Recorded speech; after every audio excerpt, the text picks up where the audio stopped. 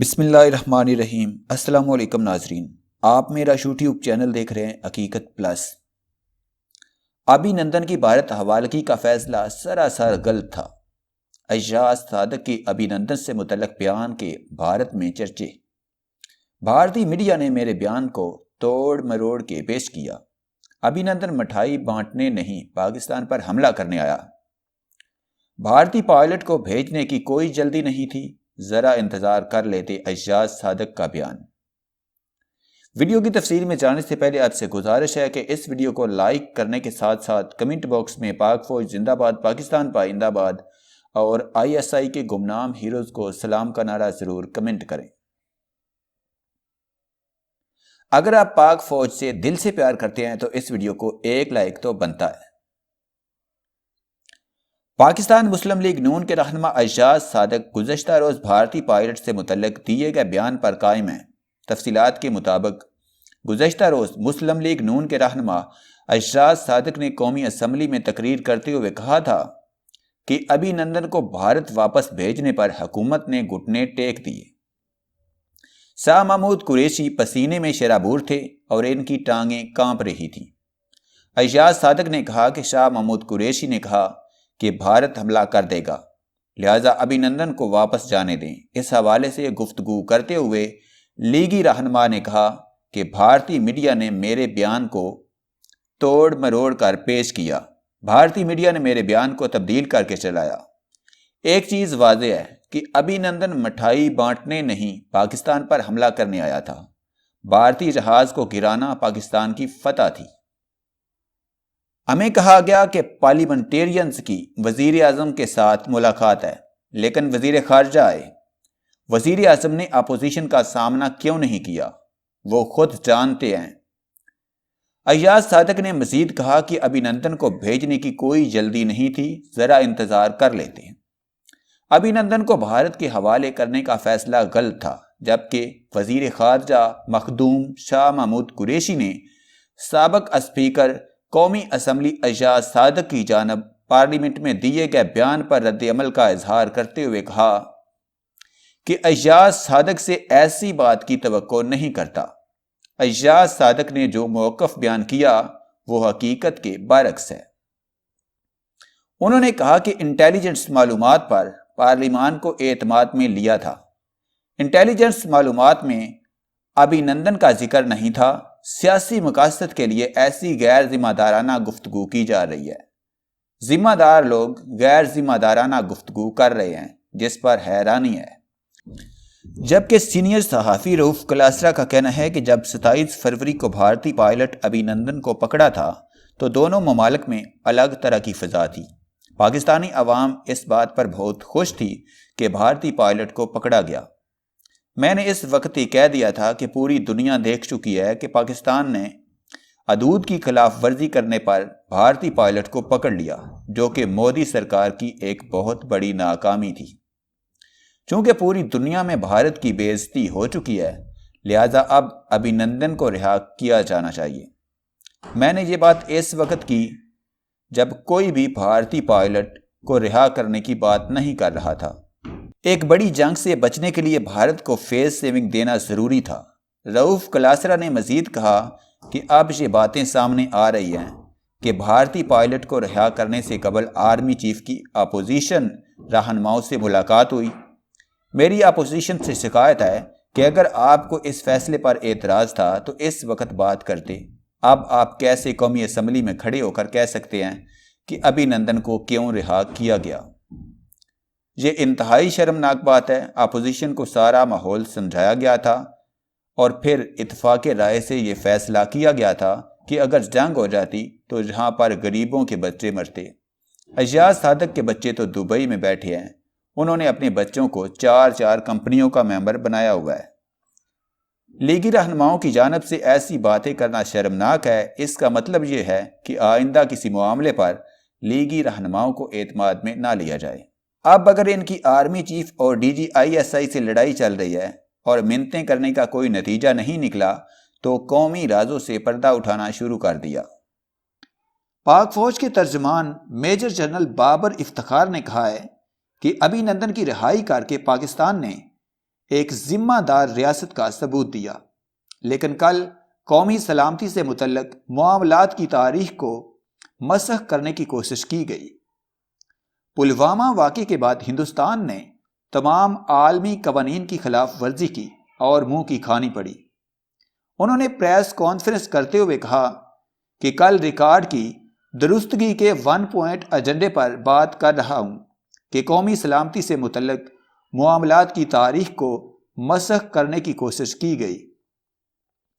پلوامہ واقعے کے بعد ہندوستان نے تمام عالمی قوانین کی خلاف ورزی کی اور منہ کی کھانی پڑی، لیکن پاک فوج نے دشمن کے مذموم عزائم کو ناکام بنا دیا۔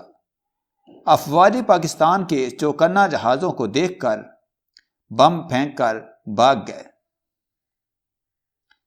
ہم نے دشمن کے 2 جنگی جہاز مار گرائے اور ونگ کمانڈر ابھینندن کو گرفتار کر لیا۔ دشمن اتنا خوف زدہ ہوا کہ بدحواسی میں اپنا ہی جہاز مار گرایا۔ اللہ کی نصرت سے ہمیں واضح فتح نصیب ہوئی۔ اللہ کی نصرت سے ہمیں ہندوستان کے خلاف واضح فتح نصیب ہوئی۔ پوری قوم کا سر فخر سے بلند ہوا اور مسلح افواج سرخ رو ہوئی۔ حکومت پاکستان نے ایک ذمہ دار ریاست اور امن کو راستہ دیتے ہوئے جنگی قیدی کو رہا کیا۔ انہوں نے کہا کہ واضح کرنا چاہتا ہوں کہ پاکستان نے پہلے اپنی صلاحیت اور قابلیت کا مظاہرہ کیا۔ ایاز صادق کا انڈین پائلٹ ابھینندن سے متعلق بیان، انڈین اور پاکستانی سوشل میڈیا صارفین میں گمسان کی جنگ۔ ابھینندن کی تو بات ہی نہ کریں، مجھے یاد ہے شاہ محمود قریشی صاحب بھی اس میٹنگ میں تھے جس میں وزیر اعظم نے آنے سے انکار کر دیا تھا، اور فوج کے سربراہ تشریف لائے، پیر کانپ رہے تھے، ماتھے پر پسینہ تھا، اور شاہ محمود قریشی صاحب نے ہم سے کہا کہ خدا کا واسطہ ہے اب اس ابھینندن کو واپس جانے دیں، کیونکہ اگر ایسا نہ ہوا تو رات 9 بجے ہندوستان پاکستان پر حملہ کرنے والا ہے۔ ہندوستان نے کوئی حملہ نہیں کرنا تھا، صرف گھٹنے ٹیک کر ابھینندن کو واپس بھیجنا تھا۔ پاکستان مسلم لیگ نون کے رہنما اور سابق سپیکر قومی اسمبلی ایاز صادق کی اس بظاہر معمول کی تقریر میں سے لیے گئے یہ الفاظ پاکستان اور انڈیا دونوں ہی جانب موضوع سخن بنے ہوئے ہیں۔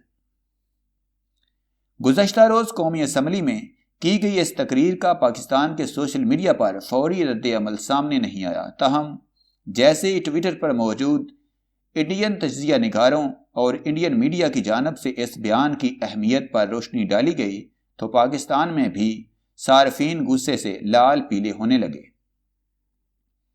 یاد رہے کہ 27 فروری 2019 کو پاکستانی علاقے بالاکوٹ کے گاؤں جابا پر انڈین طیاروں کی بمباری کے ایک دن بعد لائن آف کنٹرول کے قریبی علاقے ہوڈا میں پاکستان کی فضائیہ نے انڈین جیٹ گرا کر fighter pilot wing commander Abhinandan Varthaman کو گرفتار کر لیا تھا۔ تاہم تحویل میں لیے جانے کے 60 گھنٹے بعد ہی انہیں انڈین حکام کے حوالے کر دیا گیا۔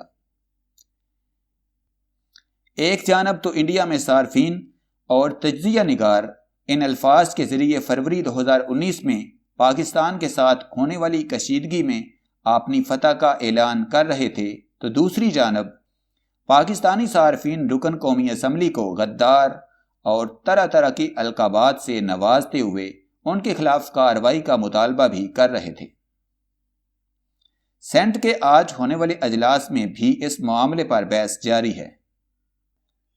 انڈیا میں میڈیا اور اکثر صارفین یہ تبصرہ بھی کرتے دکھائی دیے کہ ایاز صادق کے یہ الفاظ کہ پیر کانپ رہے تھے، پسینہ ماتھے پر تھا، دراصل پاکستانی فوج کے سربراہ جنرل قمر جاوید باجوہ کے لیے استعمال کیے گئے۔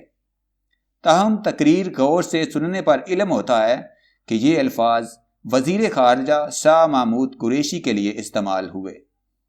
ادھر انڈیا میں ایاز صادق کے اس بیان کو دھماکہ خیز انکشاف کہہ کر دکھایا گیا اور کہا گیا کہ وزیر خارجہ کو ابھینندن کی رہائی کے لیے سیاسی رہنماؤں کے سامنے گڑگڑانا پڑا۔ انڈین میڈیا کی جانب سے ابھینندن کی رہائی سے متعلق حقائق کے طور پر بھی پیش کیا گیا۔ اکثر صارفین نے راہل گاندھی کو ٹیگ کیا اور ان کی جانب سے نریندر مودی پر اس واقعے سے متعلق کی جانے والی تنقید پر جواب مانگا۔